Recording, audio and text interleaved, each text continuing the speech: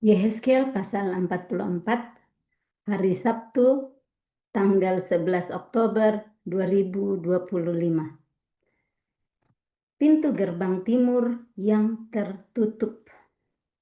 Kemudian ia membawa aku kembali ke pintu gerbang luar dari tempat kudus yang menghadap ke timur. Gerbang ini tertutup. Dia tekankan lagi di sini Yehezkiel bahwa dia dibawa kembali. Tadi kan sudah lewat di sini, tetapi kali ini Roh Tuhan bawa dia kembali ke pintu gerbang luar dari tempat kudus. Nah, pintu gerbang luar dari tempat kudus itu menghadap ke timur dan digaris bawahi. Pintu gerbang ini tertutup. Nah, pintu gerbang itu kita sudah renungkan bersama adalah pintu akses masuk.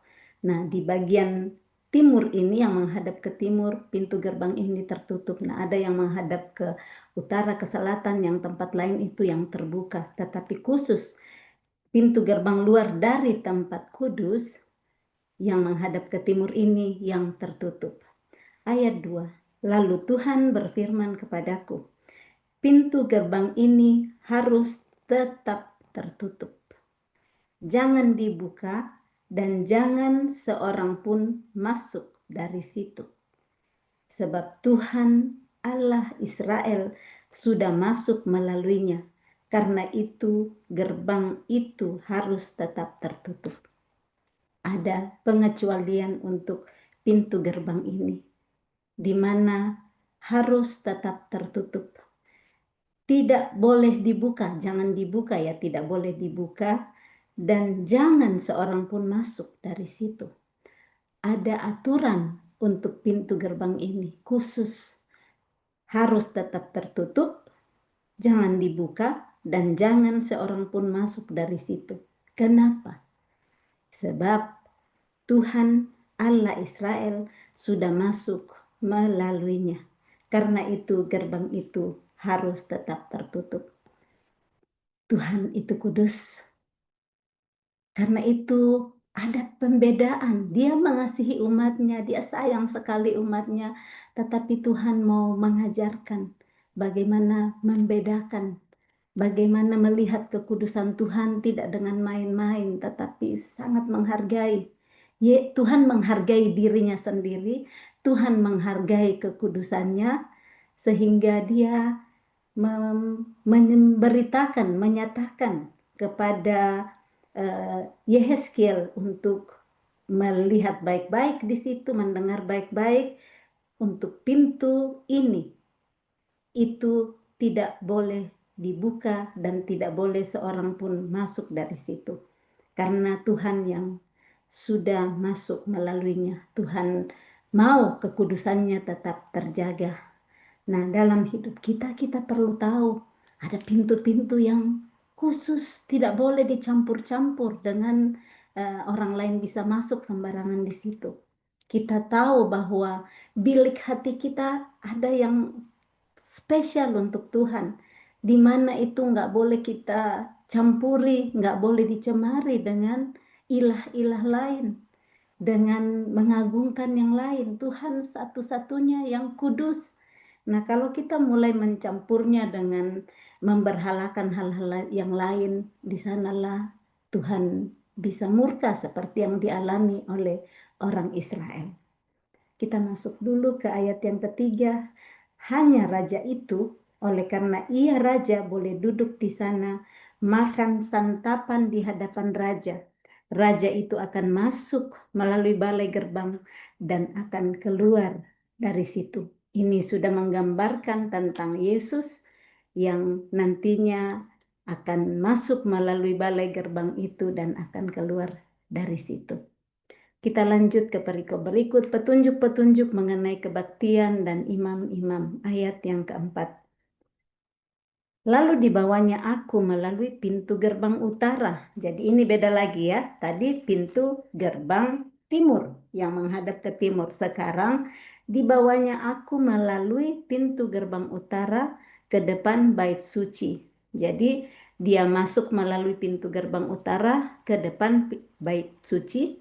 Dan di sana dia berkata, aku melihat sungguh rumah Tuhan penuh kemuliaan Tuhan, maka aku sujud menyembah. Kita ingat di pembacaan Yehezkel 43 sebelumnya, sudah seperti itu yang dialami oleh Yehezkel ya. Kita lihat bagaimana Tuhan membawa dia ke pintu gerbang yang menghadap ke sebelah timur dan dia melihat kemuliaan Allah Israel datang. Saya baca ulang di Yehezkel 43 ayat yang ke 3 di situ. Ayat 2, sungguh kemuliaan Allah Israel datang dari sebelah timur dan terdengarlah suara seperti suara air terjun yang menderu dan bumi bersinar karena kemuliaannya. Yang kelihatan kepadaku itu adalah seperti yang kelihatan kepadaku ketika ia datang untuk memusnahkan kota itu dan seperti yang kelihatan kepadaku di tepi sungai Kebar. Sungai Kebar, maka aku sujud menyembah. Ini satu pasal pembacaan kita yang berbeda 43 dan 44 dan di sana Tuhan memperlihatkan kemuliaannya kepada Yehezkel dan apa respon dari Yehezkel diperlihatkan kemuliaan Tuhan. Di sini Yehezkel 43 ayat 3 dia sujud menyembah maka aku sembah sujud dan di Hezkel 44 ayat yang keempat ini Tuhan juga memperlihatkan kemuliaannya kepada dia. Rumah Tuhan penuh kemuliaan yang dilakukan Yehezkel adalah aku sujud menyembah. Yehezkel sangat menghormati kekudusan Tuhan. Dia nggak lihat baru ketakutan lari, tetapi dia tahu bahwa Tuhannya besar, Tuhannya yang berkuasa. Dia diperlihatkan kemuliaan Tuhan dan dia sujud menyembah, menyatakan kerendahan hati daripada Yehezkel. Yehezkel taat, Yehezkel rendah hati, Yehezkel menghormati kekudusan Tuhan dan dia perlihatkan lewat aksinya. Dia nggak perlihatkan ke orang lain. Untuk menghargai Tuhan, dia sujud menyembah. Apa yang kita lakukan saat Tuhan memperlihatkan kemuliaannya dalam hidup kita? Kadang hanya hal kecil yang menurut orang lain nggak ada apa-apanya, tapi hubungan kita dengan Tuhan, kita bisa rasakan, Tuhan perlihatkan kemuliaannya kepada kita. Nggak harus yang besar-besar, yang nyala, yang apa namanya, seperti terang yang bercahaya, ataukah seperti suara gemuruh air terjun. Mungkin hal kecil yang kita rasakan dalam hidup kita dan kita rasa itu kemuliaan Tuhan yang Dia mau perlihatkan kepada kita. Bagaimana kita berespon terhadap kemuliaan itu. Masing-masing kita tahu apa yang kita lakukan. Mungkin kita lagi di mobil dan Tuhan perlihatkan sesuatu, atau kita lagi di dapur, atau lagi di kantor. Ambil waktu untuk sujud menyembah. Hati kita yang sujud menyembah. Kalau nggak memungkinkan, nggak harus langsung sujud di bawah lantai, tapi hati kita yang kita angkat syukur, kita sembah Dia, kita mengucap syukur berterima kasih kepada Dia. Ayat 5, Tuhan berfirman kepadaku,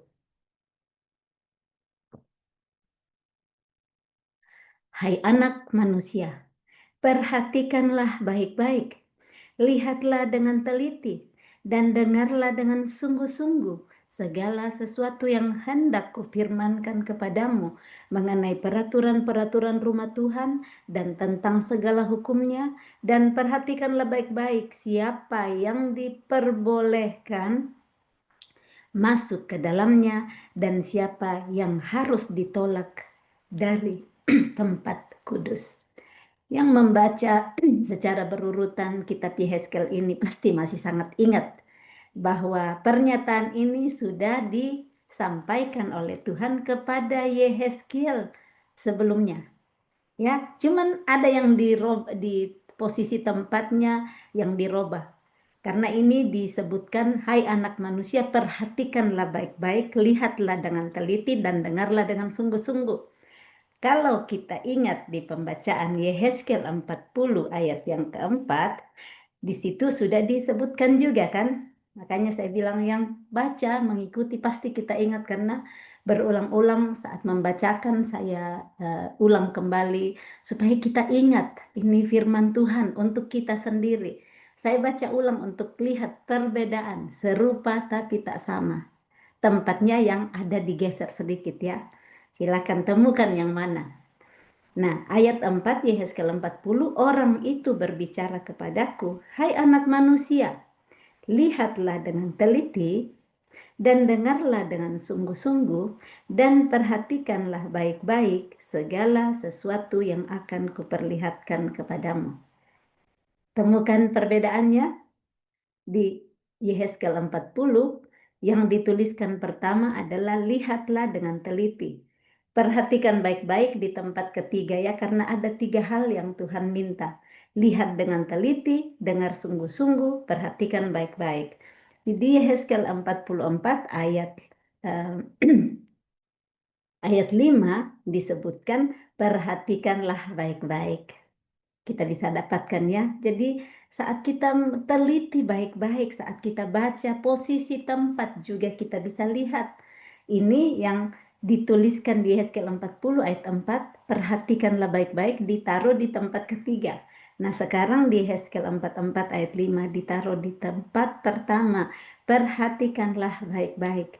Lihatlah dengan teliti dan dengarlah dengan sungguh-sungguh. Pesannya masih tetap sama, tapi saya percaya penggantian tempat seperti ini pun pasti ada maksudnya. Nah, Roh Kudus yang bukakan terus untuk kita perhatikan saat kita baca, kita diingatkan supaya kita semakin memperhatikan, tidak asal baca, tetapi Roh Kudus akan singkapkan dan singkapkan satu demi satu kebenaran-kebenarannya. Nah, kali ini yang harus diperhatikan baik-baik, dilihat dengan teliti dan didengar sungguh-sungguh. Firman Tuhan berkata bahwa mengenai peraturan-peraturan rumah Tuhan dan tentang segala hukumnya, dan perhatikanlah baik-baik siapa yang diperbolehkan masuk ke dalamnya dan siapa yang harus ditolak dari tempat kudus. Ada yang diperbolehkan dan ada yang tidak. Kenapa diminta perhatikan baik-baik? Supaya mereka tahu siapa-siapa yang boleh masuk dan siapa yang tidak boleh, yang ditolak dari tempat kudus. Ayat 6. Katakanlah kepada kaum pemberontak, yaitu kaum Israel. Ini jelas-jelas Tuhan berkata kaum pemberontak itu adalah kaum Israel. Nah, kalau Tuhan bilangnya kita hari ini kaum pemberontak, di masa lalu ya yang kita memberontak, terimalah itu ya Tuhan. Saya dulu memberontak, tetapi hari ini aku dengar firman-Mu. Aku mau berubah menjadi pribadi yang taat, yang dengar-dengaran, yang tidak memberontak kepadamu, yang tidak degil. Ingat pembacaan di Markus 3 sebelumnya. Yesus berduka cita melihat kedegilan hati orang-orang Farisi, ahli-ahli Taurat. Karena mereka tidak mau dengar. Mereka tidak mau mengikuti apa yang Tuhan beritahu kepada mereka. Yang kita baca itu tentang hukum hari Sabat ya, bagaimana Yesus sudah jelaskan sebelumnya kalau lembunya jatuh ke dalam sumur, apakah karena hari Sabat biarkan sampai mati di dalam, tapi mereka tetap mau untuk lakukan seperti yang mereka pikir. Nah, kadang kita berpikir itu bahwa segala jalan orang adalah benar menurut pandangannya sendiri. Tapi Tuhan yang menguji hati. Itu Amsal 21 ayat 2 sudah ada di sana, dan kurang lebih seperti itu yang bisa kita lakukan dalam kehidupan kita sehari-hari. Kita pikir benar, tetapi kalau Tuhan bilang nggak benar, ya jangan kita tetap paksa-paksa menurut kita. Ya, jadi Amsal 21 ayat 2 mengatakan setiap jalan orang adalah lurus menurut pandangannya sendiri, tetapi Tuhanlah yang menguji hati. Dan masih ada juga ini sambil kita menggali kebenaran firman Tuhan ya, ada benang-benang merah, firman-firman yang bisa kita baca dan dibukakan di sana. Amsal 16 ayat 2 juga sama. Jadi dua-duanya ayat 2, Amsal 16 dan Amsal 21. Amsal 16 ayat 2 berkata, segala jalan orang adalah bersih menurut pandangannya sendiri, tetapi Tuhanlah yang menguji hati.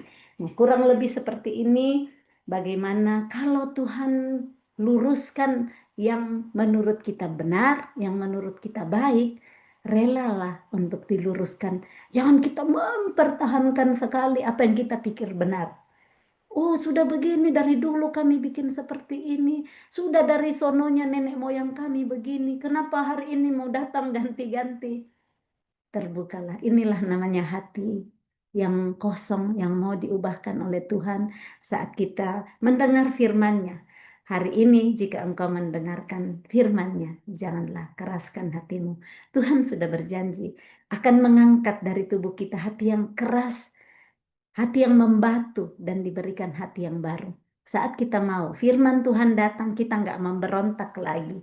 Jadi bangsa Israel yang dulu disebut pemberontak, kita yang dulunya pemberontak, tapi saat kita mau dengar firman Tuhan hari ini, kita tinggalkan label pemberontak dan kita menjadi anak-anak Tuhan yang taat dan mau melakukan perintahnya.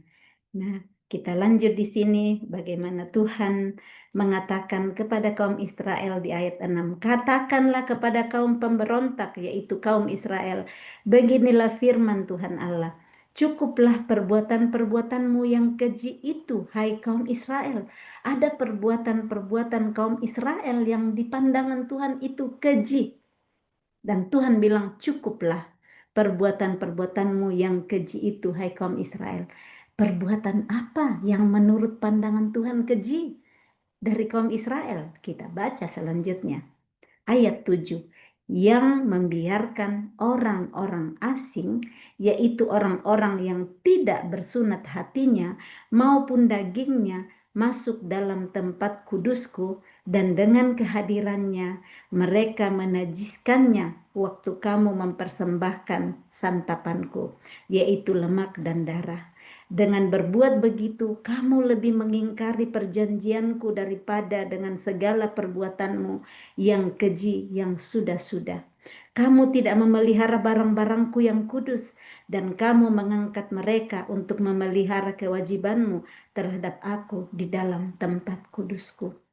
Kekejian bagi Tuhan saat membiarkan orang-orang asing yang tidak bersunat hatinya maupun dagingnya masuk ke dalam tempat kudusnya. Kekejian bagi Tuhan hari ini kalau kita biarkan pikiran-pikiran asing, pengertian-pengertian asing, menghargai berhala-berhala yang lain masuk dalam hati kita. Karena hari ini tubuh kita adalah bait Roh Kudus. Hati kita menjadi pintu gerbangnya.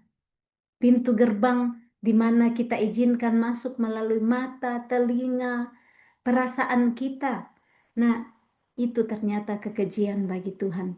Bagaimana supaya kita sadar bahwa kekejian bagi Tuhan saat kita biarkan itu masuk yang asing-asing dalam diri kita. Kita minta Roh Kudus untuk terus mengajari kita mana yang asing, yang tidak disunat hatinya, yang tidak bersunat dagingnya, yang ada dalam kehidupan kita, supaya kita nggak izinkan lagi. Tutup pintu gerbang kita seperti tadi pintu gerbang yang kita baca, supaya hanya kekudusan Tuhan yang masuk ke dalam hidup kita, masuk ke dalam hati kita. Kalau selama ini kita biarkan yang tidak bersunat, kita nonton yang porno-porno, kita dengar celotehan-celotehan yang menyakitkan hati Tuhan, bahkan kita sendiri yang ikut ambil bagian, ketawa-ketawa saat ada yang lucu-lucu menurut kita, tetapi mendukakan Tuhan. Roh Kudus akan membukakan satu persatu, mengingatkan kita saat kita mengambil keputusan hari ini. Tuhan, aku tidak mau memberontak lagi kepadamu. Tuhan, aku mau kudus, menguduskan seluruh hidupku untuk Engkau. Dan Dia akan tolong kita. Jangan kita bilang, saya kan masih manusia biasa, nggak mungkin lah saya tutup mata untuk nggak lihat ini. Pilihan ada pada kita. Tuhan sudah memberikan segala kuasa ilahinya kepada kita supaya kita bisa hidup berkenan kepada Dia. Kuasa itu sudah ada pada kita. Jadi kalau kita bilang saya nggak bisa, saya nggak mungkin, itu karena kita yang tidak mau. Karena saya ulang kembali, ini pun saya selalu ulang-ulang 2 Petrus 1 ayat 3. Karena kuasa ilahinya telah menganugerahkan kepada kita segala sesuatu yang berguna untuk hidup yang saleh oleh pengenalan kita akan Dia yang telah memanggil kita oleh kuasanya yang mulia dan ajaib.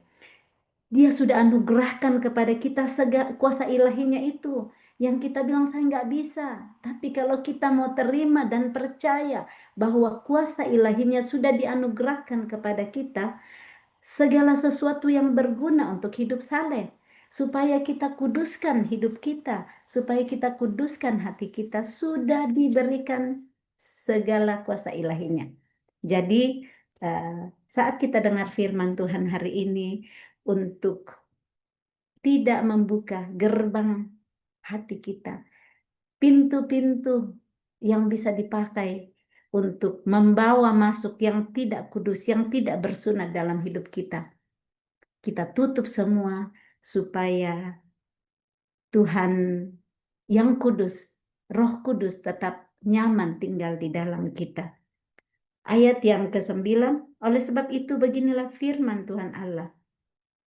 Tidak seorang pun dari orang-orang asing yang hatinya dan dagingnya tidak bersunat boleh masuk dalam tempat kudusku.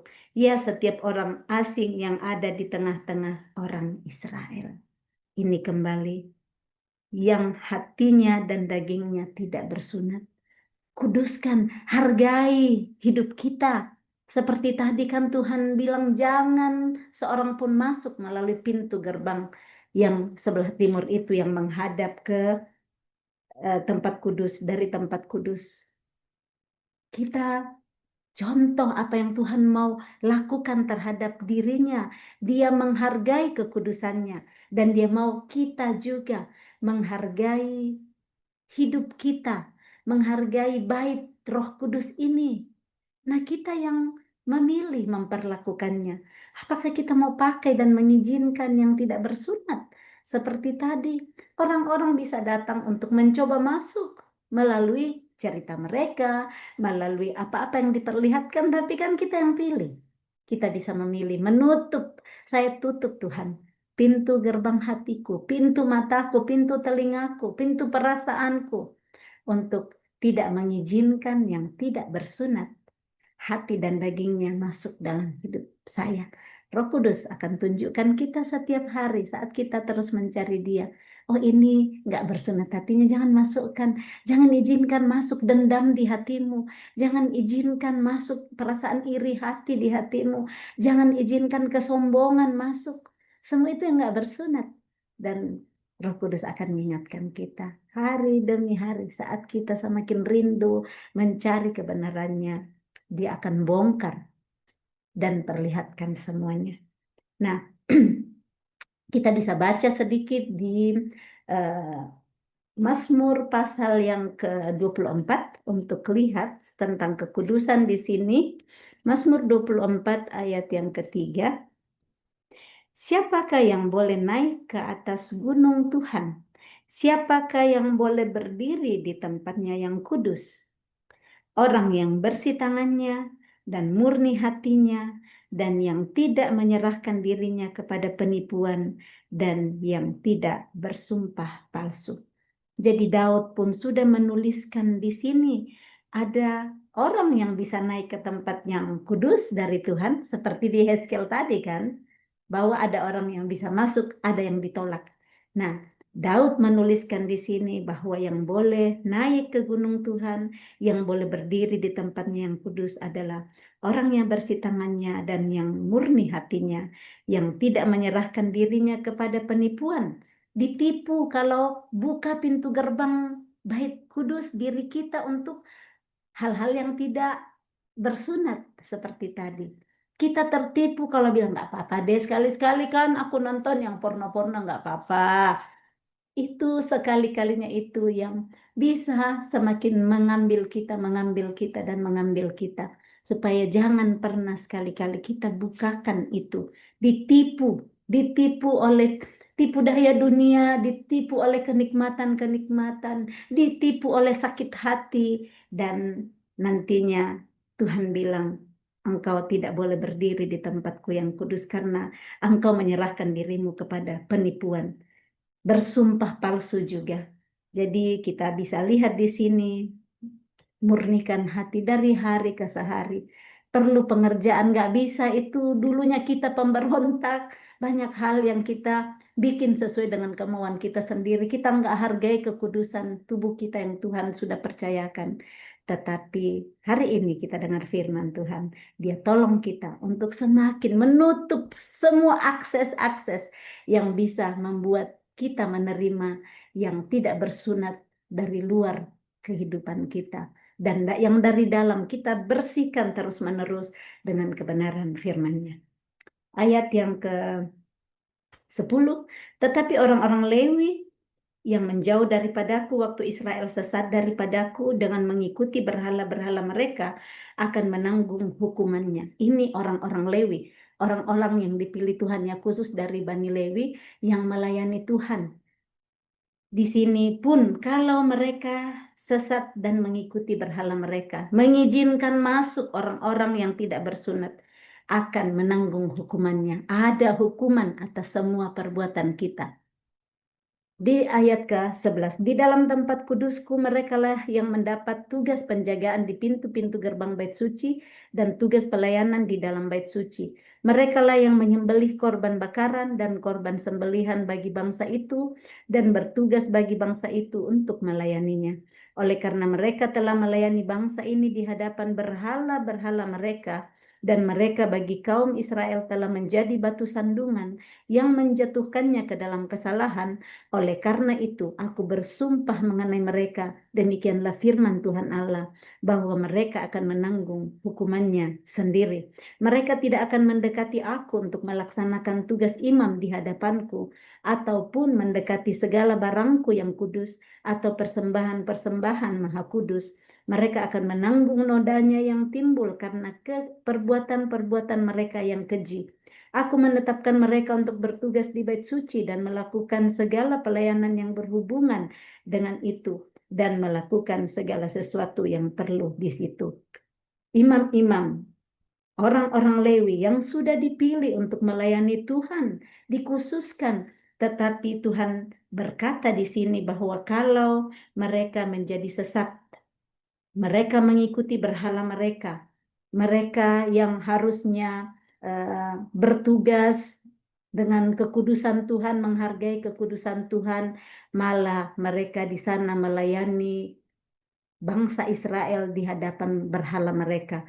Mereka sendiri yang malah menjadi batu sandungan dan menjatuhkan umat Tuhan ke dalam kesalahan. Berhati-hati saat kita membawa orang lain malah jatuh, malah tidak menghargai kekudusan Tuhan. Jangan sampai kita seperti imam-imam Lewi di sini yang harusnya membawa umat Tuhan ke dalam kekudusan Tuhan, menghormati Tuhan di dalam menyembah, di dalam mempersembahkan korban-korban kepada Tuhan, malah menjadi batu sandungan karena mereka malah membawa persembahan-persembahan mereka kepada berhala-berhala yang lain. Ada, Tuhan bilang, mereka akan menanggung nodanya yang timbul dari perbuatan-perbuatan mereka yang keji. Semua ada hukumannya, semua yang ada konsekuensi dari yang dilakukan. Sekalipun itu sudah imam-imam, sekalipun itu sudah orang-orang Lewi yang dipilih. Tapi kalau mereka tidak taat kepada peraturan yang dari Tuhan, melakukan seperti yang mereka pikir baik, mereka tidak menghargai kekudusan Tuhan. Tuhan berkata, mereka akan menanggung nodanya yang timbul dari perbuatan-perbuatan mereka yang keji. Ayat 15, tetapi mengenai imam-imam orang Lewi dari Bani Sadok, kita ingat ya, selalu dijelaskan di sini imam-imam orang Lewi dari Bani Sadok. Kita sudah baca itu di Yehezkiel 43 ayat yang ke-19 juga, bahwa keturunan orang-orang Lewi dari keturunan Sadok itu merekalah yang melayani Tuhan, memimpin penyelenggara kebaktian. Dan diulang lagi di sini, imam-imam orang Lewi dari Bani Sadok. Jadi orang Lewi kan ada banyak bani lagi, tetapi khusus dari Bani Sadok yang menjalankan tugas-tugas di tempat kudusku waktu orang Israel sesat daripadaku. Mereka lah yang akan mendekat kepadaku untuk menyelenggarakan kebaktian dan bertugas di hadapanku untuk mempersembahkan kepadaku lemak dan darah. Demikianlah firman Tuhan Allah. Mereka lah yang akan masuk ke dalam tempat kudusku dan yang akan mendekati mejaku untuk menyelenggarakan kebaktian, dan mereka akan menjalankan tugasnya terhadap aku. Maka kalau mereka hendak masuk dari pintu-pintu gerbang pelataran dalam, mereka harus mengenakan pakaian lenan. Mereka tidak boleh memakai pakaian bulu domba waktu mereka bertugas di pintu-pintu gerbang pelataran dalam atau waktu menyelenggarakan kebaktian dalam bait suci. Mereka harus memakai daster lenan dan memakai celana lenan, tetapi jangan memakai ikat pinggang yang menimbulkan keringat. Dan waktu mereka keluar ke pelataran luar menjumpai umat Tuhan ini, mereka harus menanggalkan pakaian mereka yang mereka pakai dalam menyelenggarakan kebaktian dan menyimpannya dalam bilik-bilik kudus. Kemudian mengenakan pakaian yang lain, supaya umat itu jangan menjadi kudus disebabkan kena kepada pakaian imam-imam itu. Rambut mereka tidak boleh dicukur atau dibiarkan tumbuh panjang, melainkan harus dipotong pendek. Imam-imam tidak boleh minum anggur kalau mereka hendak masuk dalam pelataran dalam. Janda atau seorang perempuan yang telah diceraikan oleh suaminya, jangan mereka ambil menjadi istri, tetapi hanya seorang perawan dari keturunan kaum Israel atau seorang janda imam boleh mereka ambil. Mereka harus mengajar umatku tentang perbedaan antara yang kudus dengan yang tidak kudus, dan memberitahukan kepada mereka perbedaan antara yang najis dengan yang tahir. Di dalam sesuatu perkara, mereka harus bertindak sebagai hakim dan mereka harus menghakiminya menurut peraturan-peraturanku. Mereka harus berpegang pada hukum-hukumku dan ketetapan-ketetapanku pada hari-hari rayaku dan menguduskan hari-hari sabatku. Mereka tidak boleh melihat orang mati, oleh karena dengan demikian mereka menjadi najis. Hanya dengan mayat bapaknya atau ibunya, anaknya lelaki atau perempuan, kakak adiknya lelaki, kakak adiknya perempuan yang belum kawin, mereka boleh menajiskan dirinya. Sesudah pentahirannya, ia harus menghitung 7 hari, dan pada hari ia masuk lagi ke tempat kudus, ke pelataran dalam, untuk menyelenggarakan kebaktian di tempat kudus. Ia harus mempersembahkan korban penghapus dosanya. Demikianlah firman Tuhan Allah. Ini dari ayat yang ke-15 sampai ayat ke-27 yang kita baca ini tentang imam-imam orang Lewi dan Bani Sadok. Bagaimana Tuhan mempercayakan kepada mereka untuk menyelenggarakan kebaktian, bertugas di hadapan Tuhan mempersembahkan lemak dan darah. Itu ada aturan-aturan yang harus mereka hormati, harus mereka taati kalau mereka masuk untuk melayani Tuhan. Dimulai dari pintu gerbang pelataran dalam, kalau mereka mau masuk di situ, ada pakaian khusus. Tanggalkan semua. Tidak boleh pakai pakaian bulu domba yang pakaian harian. Nah, kadang kita bilang, ya nggak apa-apa pakai baju yang segini aja. Ada kekudusan Tuhan yang perlu dihargai melalui pakaian. Jangan asal sembarang pakai baju yang oke, kurang kain ya, seperti sekarang. Kurang kain, ada bolong kiri kanan, kependean, perlihatkan bagian-bagian tubuh. Perlu kita terus jaga kekudusan pakaian. Ini dalam hal pakaian yang betul kita pakai, tetapi pakaian karakter kita, pakaian perbuatan kita. Baik, kita tanggalkan semua pakaian-pakaian yang tidak kudus di hadapan Tuhan, supaya memakai pakaian lenan, pakaian yang berharga.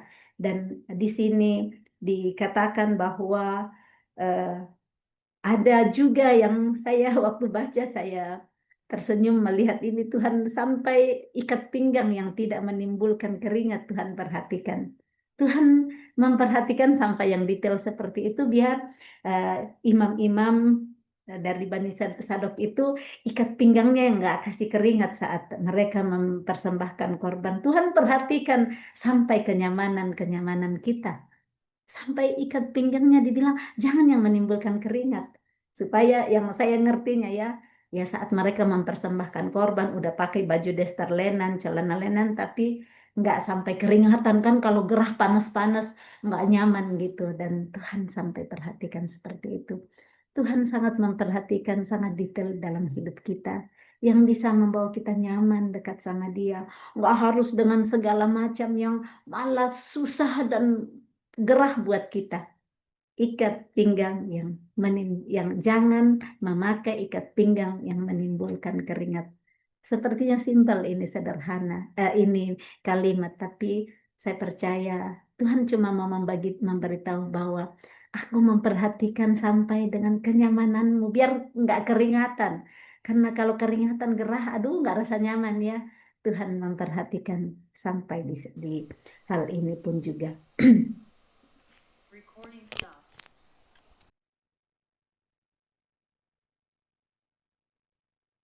Kita lanjut ayat yang ke-19.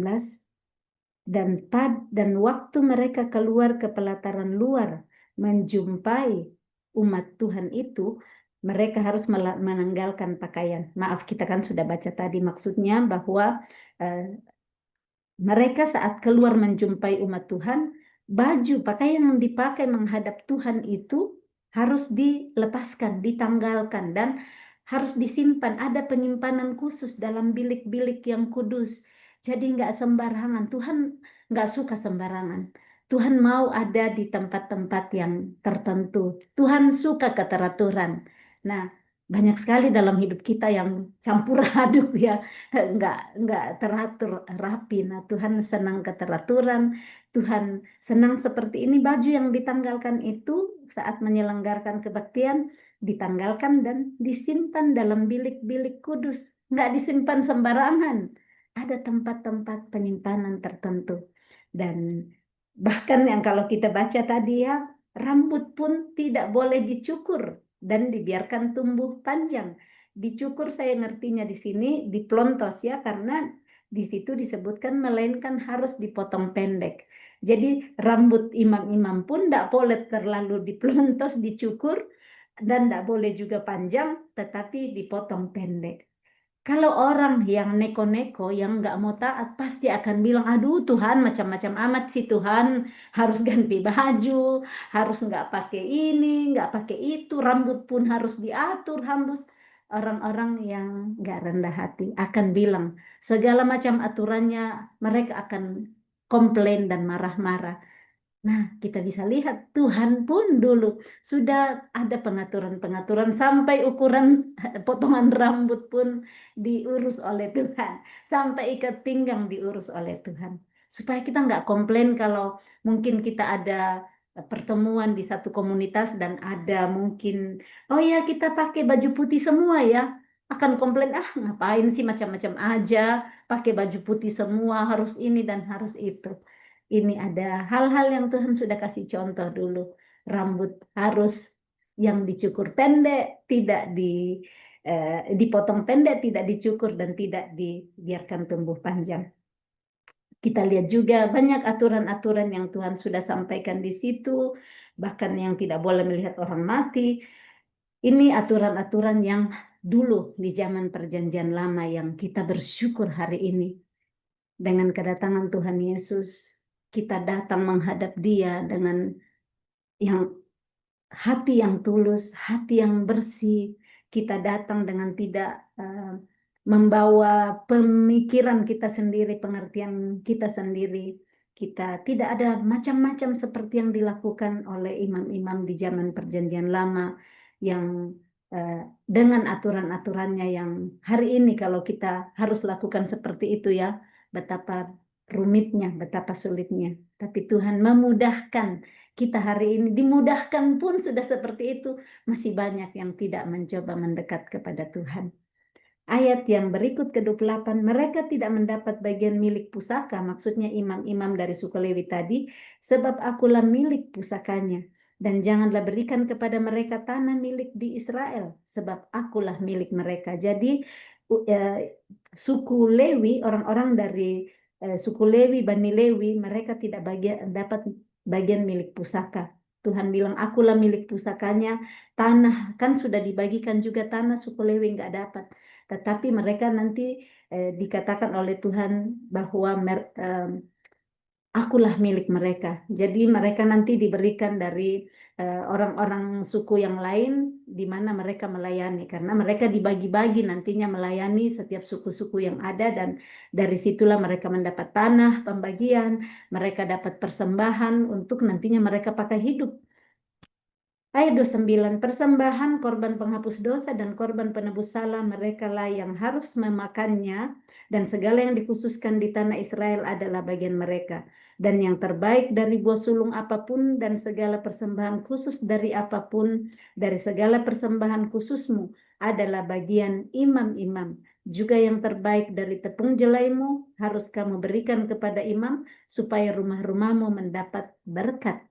Karena imam-imam yang dipercaya Tuhan untuk melayani mereka dan perlu ada penghargaan, perlu ada persembahan. Nah, ini sebenarnya dikasih ke Tuhan, tetapi Tuhan berikan lagi kepada imam-imam yang melayani. Jadi kadang kita sangat pergi menuntut-nuntut, persembahan itu saya kasih, dibawa kemana ya, dikasih kemana ya.